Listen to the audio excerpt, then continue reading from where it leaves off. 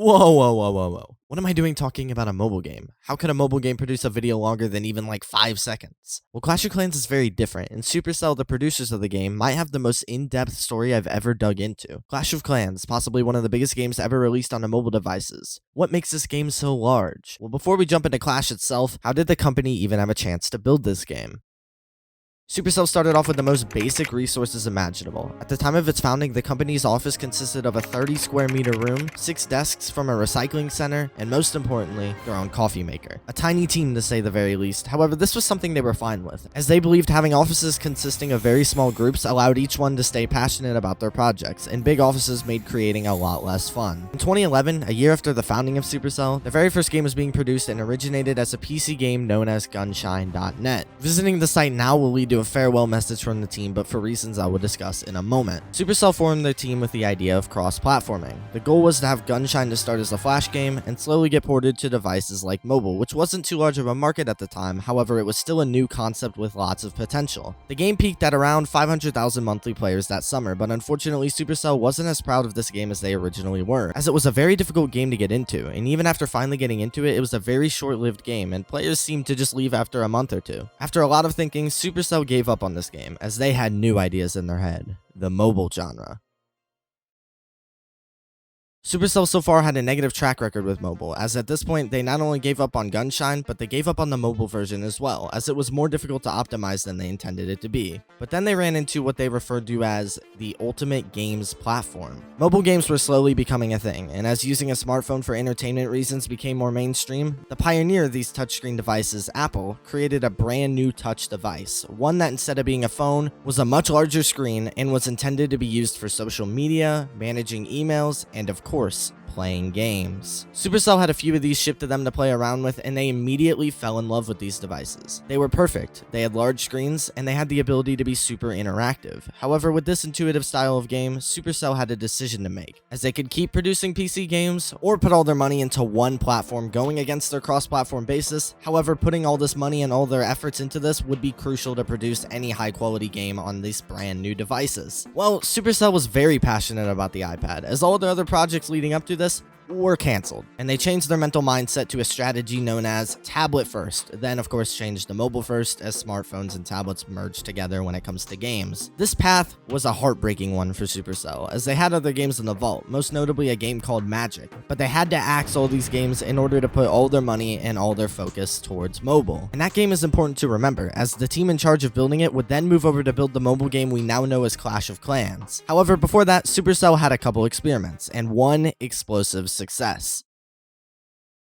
Supercell began to produce their very first mobile game, Pets vs. Orcs. Supercell had a different way of thinking with these mobile games. If they didn't find the game to be good from the start, they would just kill it right from the beginning. And Pets vs. Orcs, along with a game labeled as Tower, were scrapped in the beginning of their development. Just a reminder that up to here, not one game Supercell made survived. The closest they ever got was Gunshine, which they didn't even consider successful and barely made it out of beta. That is until Supercell decided on another mobile game known as Soil, or as we now know it, Heyday. This game was built to show off all potential in mobile gaming, having a beautiful user interface that was nothing like a PC game. Instead of using controls, the player would slide around the farm and harvest all of their crops. They built this game from the core of mobile gaming and made the experience something only phones and tablets could produce. Along with that, Supercell wanted to add a social aspect to the game and included the ability to set up shops, allowing for buying and selling among the whole community. And players could even connect with their friends and trade with each other there as well. This game wasn't like any other beta release of theirs. The game immediately blew up. Almost from the start, the game developed a larger community than they have ever seen. Everybody praised the farming game, and all of Supercell's hard work for the very first time began to pay off. However, Supercell wasn't going to focus on just this game, as the Magic team just a couple months later was producing another game that would hit markets in beta, going from codename Magic to being officially named Clash of Clans. Both of these games were fully released, and in just a few months, Supercell became absolutely mainstream, with Clash of Clans topping the grossing charts on the App Store. So Supercell did it.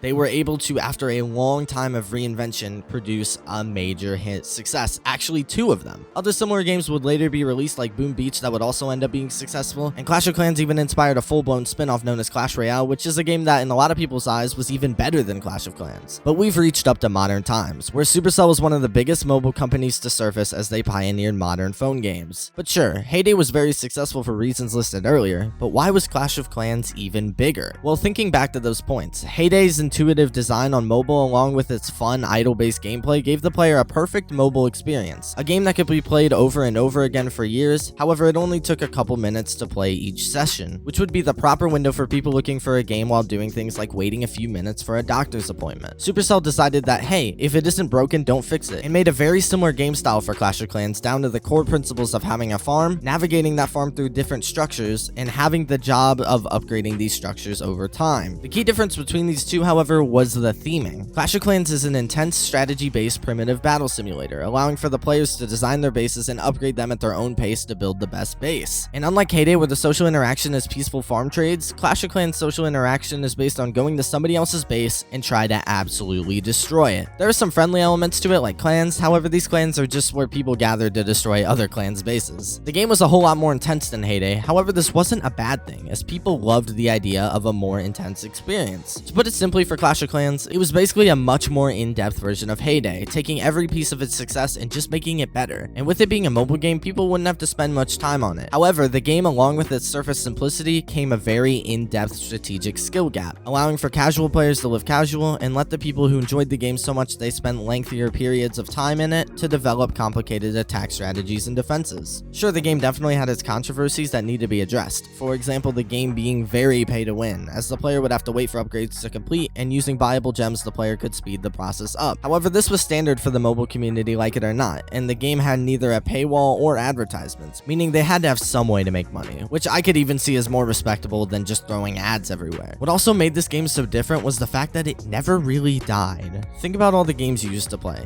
Candy Crush, Flappy Bird, that one game that looked really fun in ads but was just a mediocre ad simulator. For millions of people, including myself, Clash wouldn't really be on that list. With it having such a well-balanced serious to casual game style, players can go as casual as logging on each day to collect their daily earnings, upgrade something, and leave for a few weeks and still have that be a good experience. Sure, Clash obviously isn't what it used to be, but it has become a household name to millions and holds a special place in everyone's childhood. Why do you guys think Clash of Clans, of the millions of games, was the one to get so big during this time of the mobile renaissance? Let me know down in the comments below. Right now, the mobile genre has become pretty much ruined, as it's been flooded by bait paywalls, ad simulators, and misleading advertisements for games that are fun for 5 minutes. So for the people who missed out on the game during its prime, I can't say I'm confident anything like it will ever be recreated. But before I end this video off, guys, I just want to let you know that I now have a creator code, which means if you play Fortnite, Rocket League, or just buy anything from the Epic Games Store, you can use my code Rampage RMPG whenever purchasing any add-ons or any games. Hell, if you're on Fortnite or Rocket League, you don't even need to purchase anything. You just need to put it in there, and next time you purchase something, it'll automatically apply that code. So go do that right now. And also, I have a link down below to my Twitter. Whenever you use my code, tweet at me and you will get put into a video. Kind of like this fine chipmunk right here. Anyway, guys, that's gonna be all for this video. Like if you enjoyed, subscribe if you want to see more, and as always, I will see you in the next video. Peace out.